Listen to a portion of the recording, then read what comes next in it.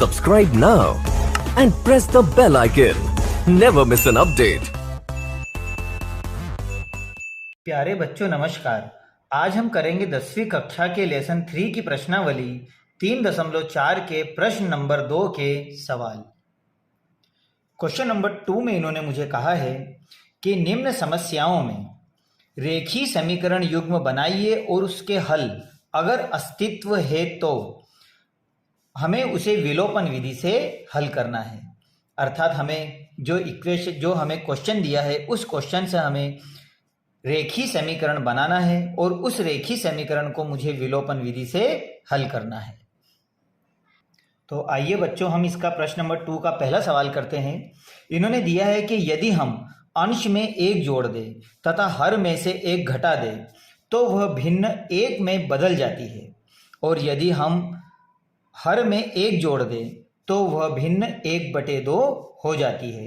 हमें वह भिन्न ज्ञात करना है। तो बच्चों पहले सवाल करने से पहले हम इस क्वेश्चन को अच्छी तरह समझ लेते हैं कि हमारे पास में एक भिन्न है और उस भिन्न के अंश में अगर हम 1 जोड़ देते हैं तथा हर में से घटा देते हैं तो वह भिन्न 1 बदल जाती है। लेकिन उससे पहले मुझे ये पता होना चाहिए कि मेरे पास में वह भिन्न है क्या। तो भिन्न से आप बच्चों परिचित हो। भिन्न वो संख्या होती है जिसमें एक अंश होता है और एक हर होता है। तो हर और अंश वाली संख्या को हम भिन्न कहते हैं। इसे हम परिमेय संख्या भी कह सकते हैं कि जिसमें अंश और हर हो वह कहलाता है भिन्न। अब इसमें जब तक मेरे पास में अंश मुझे पता नहीं होगा और हर पता नहीं होगा तब तक मैं इस सवाल को नहीं कर पाऊंगा। तो मैं सबसे पहले यहां मान लेता हूं कि माना भिन्न का अंश x है और हर y है।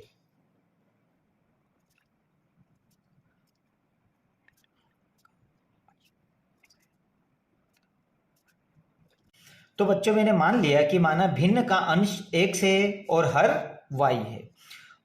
अब ये जैसा क्वेश्चन बोलता है प्रश्नानुसार वैसा हम इस भिन्न के साथ में करते चले जाएंगे। तो हम लिखते हैं प्रश्नानुसार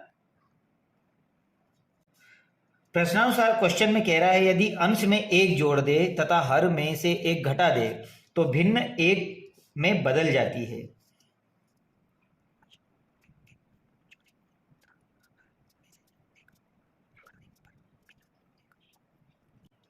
क्वेश्चन में हमारे उन्होंने कहा है कि यदि अंश में 1 जोड़ दे तथा हर में से 1 घटा दे तो हमारी भिन्न 1 हो जाती है।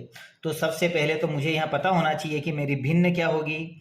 तो भिन्न में आपको मालूम है भिन्न का मान होता है अंश बटे हर, जिसमें मेरा अंश x है और हर y है। तो ये मेरा अंश बटे हर हो गया। अब जैसा ये क्वेश्चन में कहता है इस भिन्न के साथ में करता चला जाऊंगा। इसने कहा है अंश में 1 जोड़ दो तो ये हमारा अंश है, तो अंश में 1 जोड़ दो तथा हर में से 1 घटा दो तो हर में से 1 घटा दो। तो अब आपकी भिन्न किस में कन्वर्ट हो जाएगी 1 में। तो बड़ी आसानी से हम यहाँ पर हमारी भिन्न का मान निकाल सकते हैं। अब इसका क्रॉस मल्टीप्लाई कर दो तो x + 1 इक्वल, इसका जब क्रॉस मल्टीप्लाई करेंगे तो 1 का करोगे तो y - 1, पक्षांतरण कर दो तो x - y प्लस से इधर माइनस में हो गया और -1 और ये प्लस का इधर जाएगा तो ये -1। तो इस तरह से x - 1 इक्वल हो जाएगा हमारे पास में -2। यह बन गए हमारी समीकरण नंबर 1। अब पुनः प्रश्नानुसार देखो फिर से हम प्रश्न को पढ़ते हैं कि यदि हर में 1 जोड़ दे तो यह 1/2 हो जाती है। तो पुनः प्रश्नानुसार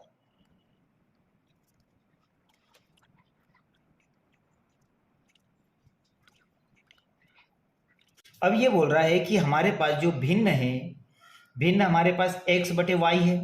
अब ये बोल रहा है कि सिर्फ हर में 1 जोड़ो, हमें अंश में कुछ नहीं करना है, सिर्फ हमें हर में 1 जोड़ देना है तो हमारी भिन्न 1/2 हो जाती है। तो अब इससे जिस तरह से हमने यहाँ इक्वेशन तैयार की थी ठीक उसी तरह से इसका भी हम क्रॉस मल्टीप्लाई कर देते हैं। तो ये हो जाएगा 2x, 2 का x में गुणा होगा तो, और 1 का गुणा इसमें होगा तो हो जाएगा y + 1। क्रॉस इसका पक्षांतरण कर दीजिए तो 2x - y = 1। ये बन गया आपकी समीकरण नंबर 2। अब क्वेश्चन में इन्होंने कहा था कि आप इससे रेखीय समीकरण बनाइए, तो रेखीय समीकरण तो हमारे बदल गए। अब ये बोल रहा है कि रेखीय समीकरण से आपको वो भिन्न ज्ञात करना है और वो भी विलोपन विधि से। तो यहाँ समीकरण 1 व 2 को हम विलोपन विधि से हल कर लेते हैं।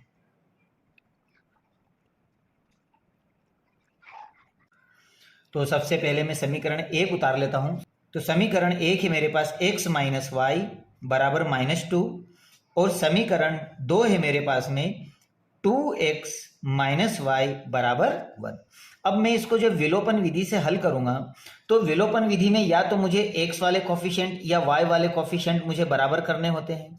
तो मैं यहाँ देख रहा हूं कि y वाले कॉफिशिएंट यहाँ पर बराबर है, इसलिए मैं इनका क्रॉस मल्टीप्लाई नहीं करूंगा।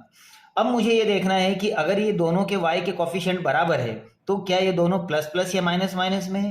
तो ये दोनों ही माइनस में, इसका मतलब है कि इसके निशान बदल जाएंगे। तो जो प्लस में है वो माइनस और जो माइनस है वो प्लस में हो जाएगा और ये दोनों धन ऋण के आपस में कैंसल हो जाएंगे। अब मेरे पास में दोनों घटेंगे तो 2x में से एक x घटाओगे तो -x, माइनस की संख्या बड़ी है और ये हो जाएगा हमारे पास -3, माइनस से माइनस कैंसल, तो x का मान आ गया 3। तो यह आपके पास में अंश आ गया, क्योंकि हमारा अंश x है तो x का मान हमने निकाल दिया। अब हम क्या करेंगे, अब हम निकालेंगे y का मान। तो x का मान समीकरण 1 में रख दो। समीकरण 1 है आपके पास में x माइनस वाई बराबर -2। जहां x आया है वहां हम क्या लिखेंगे, जहां x आया है वहां हम 3 लिखेंगे। तो ये लिखा मैंने 3 माइनस वाई बराबर -2, पक्षांतरण कर दीजिए तो माइनस वाई बराबर हो गया -2 और -3। तो इस तरह से माइनस वाई बराबर -5 और दोनों कट गए तो y बराबर 5। तो आप यहां बोल सकते हो कि आपके पास जो भिन्न में अंश क्या होगा, अंश आपने क्या निकाला x का मान, तो अंश आपने निकाला 3 और हर क्या हो गया y का मान, तो y का मान हो गया 5। तो अब बच्चों बताओ आपके पास में भिन्न क्या होगी, भिन्न का मतलब है x बटे y। तो आपके पास जो भिन्न होगी वो होगी 3/5 और यही आपका आंसर है। आइए प्यारे बच्चों, अब हम करते हैं प्रश्नावली 3.4 के क्वेश्चन नंबर 2 का दूसरा सवाल। क्वेश्चन नंबर 2 में इन्होंने कहा है कि 5 वर्ष पूर्व नूरी की आयु सोनू की आयु की 3 गुनी थी और 10 वर्ष पश्चात नूरी की आयु सोनू की आयु की 2 गुनी हो जाएगी। तो नूरी और सोनू दोनों की आयु कितनी है? देखो बच्चों, इस तरह का सवाल हम पूर्व में भी कर चुके हैं। इन्होंने कहा है कि 5 वर्ष पूर्व नूरी और सोनू की आयु। तो बच्चों हमें यहाँ ये समझना है कि अगर ये उम्र की बात करता है, एज की बात करता है, तो एज निकालने से पहले मुझे उसकी प्रेजेंट आयु का पता होना बहुत आवश्यक है। अगर मुझे नूरी और सोनू की प्रेजेंट आयु पता चल जाएगी तो मैं 5 वर्ष पूर्व और 10 वर्ष पश्चात दोनों की आयु को भी निकाल सकता हूं और साथ में ही नूरी और सोनू की प्रेजेंट आयु भी निकाल सकता हूं। तो इसके लिए हमें एक छोटे से चित्र से इनको समझना होगा, इसके बाद हम इस सवाल को करते हैं। तो मैं मान लेता हूं कि यह मेरे पास एक नूरी है,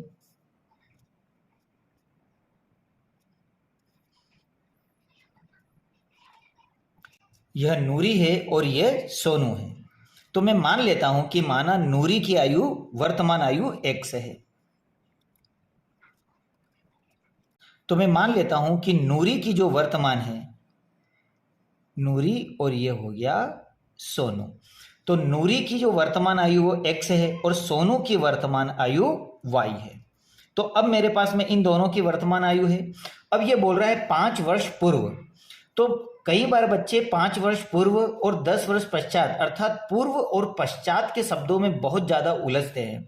तो हम 5 वर्ष पूर्व की आयु कैसे निकालेंगे, 5 वर्ष पश्चात की आयु कैसे निकालेंगे, आज मैं इसको बहुत ही डीप में आपको समझाता हूं। जैसे मेरे पास ये संख्या कार्ड है, ये हमने छोटी कक्षाओं में इसे जरूर सीखा था हमने। तो हमने ये देखा, मान ले अपन कि हमारे पास कोई संख्या 5 है। अब अगर मेरे से कोई क्वेश्चन पूछेगा कि 5 के पहले क्या आता है, तो 5 के पहले के लिए मैं क्या करता हूं, 5 के पहले के लिए मतलब मैं एक कम कर देता हूं तो मेरे पास में आ जाएगा 4। अब 4 के लिए मैंने पहले के लिए मैंने पूर्व के पहले लिए मैंने क्या किया, 1 घटाया। अब अगर बोल दिया जाए कि 2 संख्या पूर्व क्या आएगा, तो 2 संख्या पूर्व के लिए मुझे क्या करना होगा, 2 को घटाना होगा। 1 संख्या पूर्व क्या आएगा, तो मुझे 1 को कम करना होगा। ठीक उसी तरह अगर कोई पूछ ले कि 5 के बाद क्या होगा, तो 5 के बाद क्या आएगा, 6।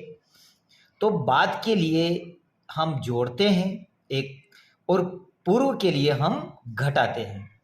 ठीक उसी तरह से अगर मैं इस संख्या को x मान लेता हूं और अगर मैं बोल दूं कि अब बताओ कि 5 वर्ष पूर्व क्या होगा, तो ये हमारा पूर्व है और ये पश्चात की संख्या है, पश्चात अर्थात बाद की संख्या है।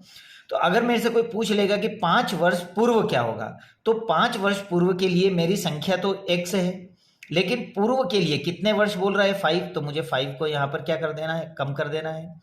ठीक उसी तरह अगर ये बोलता है पश्चात, तो पश्चात के लिए मेरी संख्या क्या है, प्लस, लेकिन पश्चात कर रहा है इसलिए कितने का बोल रहा है 5 का, तो इसमें हम 5 को जोड़ देंगे।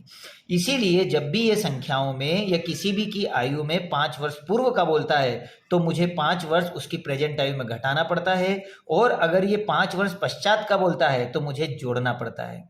तो इस सवाल में भी हम यही चीज या यही कंडीशन देखेंगे। जैसे इन्होंने यहां पर नूरी, 5 वर्ष पूर्व नूरी की आयु, तो 5 वर्ष पूर्व, तो सबसे पहले मुझे क्या करना होगा, 5 वर्ष पूर्व की नूरी की आयु निकालना पड़ेगी। तो ये लिखा मैंने 5 वर्ष पूर्व में किसकी आयु निकाल लेता हूं, नूरी की, तो इसकी प्रेजेंट आयु क्या हो गई x। अब वो बोल रहा है 5 वर्ष पूर्व, तो पूर्व के लिए हम क्या लगाते हैं, माइनस, अभी मैंने संख्या चार्ट में समझाया। उसी तरह सोनू की आयु निकालो तो y माइनस 5, तो ये 5 वर्ष पूर्व नूरी की भी आयु हो गई और सोनू की आयु भी हो गई। अब ये क्या बोल रहा है कि 5 वर्ष पूर्व नूरी की आयु सोनू की आयु की तिगुनी थी, नूरी की आयु सोनू की आयु की तिगुनी। तो अब हम तिगुनी किसको करेंगे, सोनू की आयु को। वो भी मैंने आपको पहले बताया था कि इसको हम तिगुनी क्यों करते हैं, क्योंकि हम बैलेंस कर रहे हैं। ये तो ऑलरेडी 3 गुनी है, लेकिन जब मैं इक्वल करता हूं तो इक्वल का मतलब होता है बरोबर, तो बरोबर करने के लिए मैं इसे 3 गुनी करूंगा। ये बन गए हमारी समीकरण है, इसको सोल्व करने पर। अब फिर दूसरे क्वेश्चन में क्या बोल रहा है कि 10 वर्ष पश्चात, तो 10 वर्ष पश्चात के लिए निकालो। अब 10 वर्ष पश्चात जाओ, तो 10 वर्ष पश्चात आप किसकी आयु निकालोगे, नूरी की, तो आप लिखोगे 10, पश्चात के लिए आप क्या लगाओगे बच्चों, 10 लगाओगे, प्लस लगाओगे, बरोबर। अब उसी तरह सोनू की आयु निकाल लो, तो y प्लस 10 हो गया। अब ये कितनी गुनी का बोल रहा है, दुगनी का, तो यहाँ पे 2 का गुणा कर दो। तो इस तरह से हम इक्वेशन नंबर 2 बना लेंगे। तो बहुत आसानी से हमारा सवाल हो जाएगा अगर इक्वेशन 1 और 2 हम बना लेंगे। तो इसी मेथड पर मैं सबसे पहले क्या मान लेता हूं, सोनू और नूरी की वर्तमान आयु।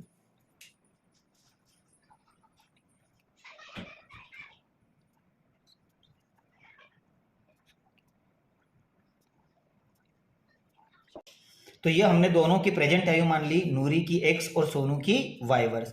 अब ये जैसे प्रश्न में बोलता जाता है वैसा मैं करता जाता हूं। प्रश्नानुसार ये बोल रहा है 5 वर्ष पूर्व नूरी की आयु सोनू की आयु की तिगुनी थी। तो 5 वर्ष पूर्व, तो प्रश्नानुसार मैं 5 वर्ष पूर्व आयु निकाल लेता हूं।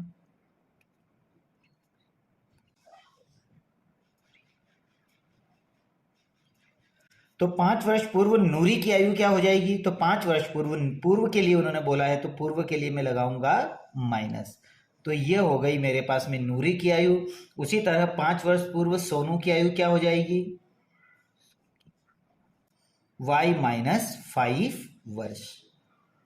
अब प्रश्नानुसार वो बोल रहा है कि 5 वर्ष पूर्व नूरी की आयु सोनू की आयु की तिगुनी थी। तो नूरी की आयु क्या है हमारे पास, x माइनस 5, और नूरी की आयु सोनू की आयु की कितनी गुनी है, तिगुनी। तो यह हमारी इक्वेशन नंबर फर्स्ट बन गई। अब इसको सॉल्व कर लो, तो x माइनस 5 बराबर है 3y माइनस 5, 5 3 15। अब इनका पक्षांतरण कर लो, तो x minus 3y equal minus 15, और ये इधर पक्षांतरण करेगा तो ये हो जाएगा प्लस में 5। तो x माइनस 3y बराबर हो जाएगा हमारे पास माइनस 10। ये बन गया आपकी समीकरण नंबर 1। बड़ी आसानी से हमने समीकरण 1 बनाई। उसी तरह से समीकरण 1 जैसे बनाई वैसे हम समीकरण 2 बनाएंगे।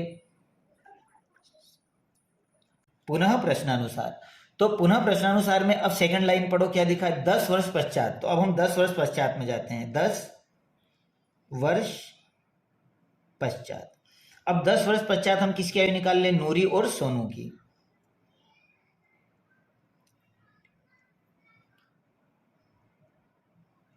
बताइए अब नूरी की आयु 10 वर्ष पश्चात क्या होगी, तो इसकी होगी x प्लस 10 वर्ष। उसी तरह से सोनू की आयु क्या होगी, सोनू की आयु होगी y प्लस 10 वर्ष। यह कितनी गुनी है? तो यह 2 गुनी है। इसका मतलब यह हुआ कि नूरी की आयु सोनू की आयु की 2 गुनी। तो प्रश्नानुसार हो जाएगा x + 10 बराबर है 2 गुनी y + 10। ठीक इसी तरह हमारी इक्वेशन तैयार हो जाएगी। अब इस इक्वेशन को सॉल्व कर लो। तो x + 10 बराबर है 2y + 20। अब इनका पक्षांतरण कीजिए। तो जब हम इनका पक्षांतरण करेंगे तो ये होगा मेरे पास में x - 2y बराबर 20 और 10 का पक्षांतरण करोगे तो -10। तो x - 2y बराबर हो जाएगा हमारे पास 10। ये बन गए हमारे पास समीकरण नंबर 2। अब समीकरण 1 और 2 को हम विलोपन विधि से हल कर लेते हैं।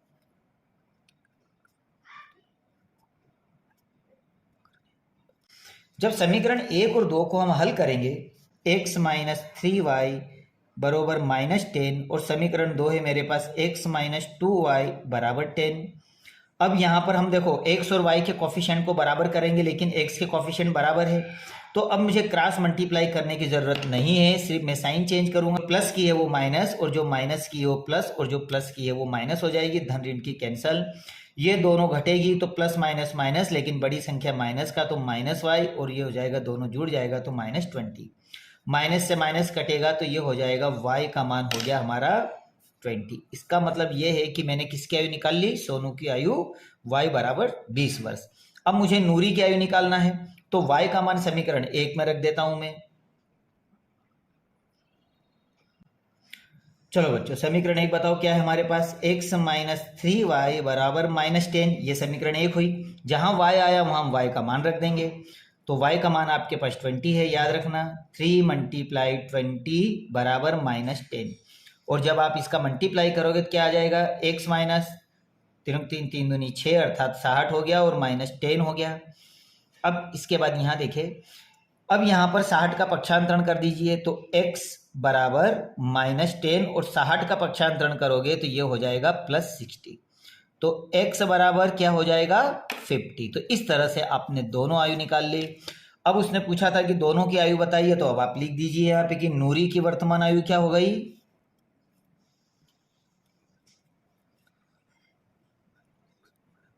20 वर्ष।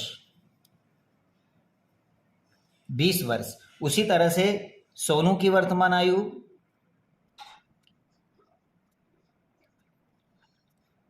तो इस तरह से ये आपके दोनों आंसर हो गए। परीक्षा की दृष्टि से भी इंपॉर्टेंट है।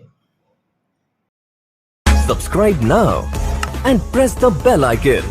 Never miss an update.